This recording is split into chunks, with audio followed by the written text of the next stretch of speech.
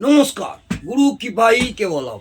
মেষ রাশির জাতক জাতিকাদের সপ্তমভাবে মঙ্গল গ্রহ স্থিত হলে কি হয় বিগত কয়েকদিন আগে আপনাদের বলেছি। আজ আমি আপনাদের অষ্টমভাবে, মেষ রাশির অষ্টমভাবে মঙ্গল স্থিত হলে কি হয় সেই নিয়ে ছোটোখাটো একটু আলোচনা করছি। আশা করব ভালো লাগবে। অষ্টমভাবে আয়ু এবং ব্যয়ভাবে মঙ্গল স্বক্ষেত্রে হয় স্থিত হওয়ার প্রভাবে জাতকের আয়ুতে বৃদ্ধি হয় বা বৃদ্ধি হবে। মঙ্গলের চতুর্থ দৃষ্টিতে লাভস্থানে দেখার কারণে আয় দিক থেকে কষ্ট পাবে। জাতক জাতিকারা আয় দিক থেকে কষ্ট পাবে, হ্যাঁ, কিন্তু আয় ভালো হবে। কষ্ট পাবে কিন্তু আয় ভালো হবে। সপ্তম দৃষ্টিতে ধন বা অর্থ এবং কুটুম্বভাবে শত্রুর রাশিতে দৃষ্টির জন্যে ধন এবং কুটুম্বের সঙ্গে সন্তোষ ভাব হয়ে থাকবে। অষ্টম দৃষ্টি থেকে মিত্র দৃষ্টির জন্য পরাক্রম ভাবকে দেখলে জাতকের পরাক্রম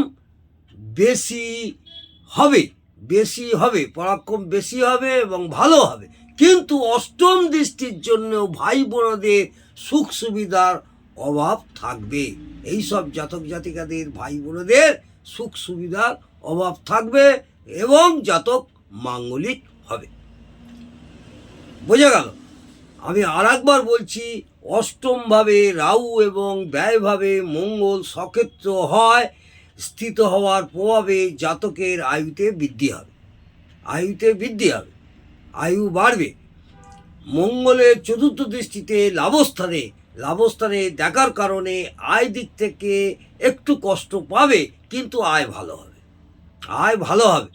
তবে মনে রাখতে হবে, সপ্তম দৃষ্টিতে ধন বা অর্থ এবং কুটুম্বভাবে শত্রুর রাশিতে দৃষ্টির জন্যে ধন এবং কুটুম্বের সঙ্গে সন্তোষ ভাব হয়ে থাকবে, এটা মাথা রাখবেন। অষ্টম দৃষ্টি থেকে মিত্র দৃষ্টির জন্য পরাক্রম ভাবকে যদি ওই মঙ্গল দেখে তাহলে জাতকের পরাক্রম বেশি হবে, অর্থাৎ বেশি হয়ে থাকে। কিন্তু অষ্টম দৃষ্টির জন্য ভাই বোনেদের সুখ শান্তি সমৃদ্ধি অভাব থাকবে। ওই জাতক জাতিকাদের জাতক মাঙ্গলিক হবে। কি হয় অষ্টমভাবে মঙ্গল গ্রহ থাকলে, অর্থাৎ মেষ রাশি অষ্টম ভাব কোথায়? মেষ রাশি হচ্ছে মঙ্গলের সক্ষেত্র এবং অষ্টম হচ্ছে আপনার বৃশ্চিক রাশি। আর বৃশ্চিক রাশিতে যদি মঙ্গল স্থিত হয়, অষ্টমভাবে আয়ু এবং ব্যয়ভাবে মঙ্গল সক্ষেত্র হয় এবং স্থিত হওয়ার প্রভাবে জাতকের আয়ু বৃদ্ধি হয়। আশা করি আপনাদের বুঝতে অসুবিধা হয়নি। যদি কোনো রকম অসুবিধা হয়ে থাকে কমেন্টে জানাবেন, আমি বুঝিয়ে দেবো। নমস্কার, জয় মা তারা।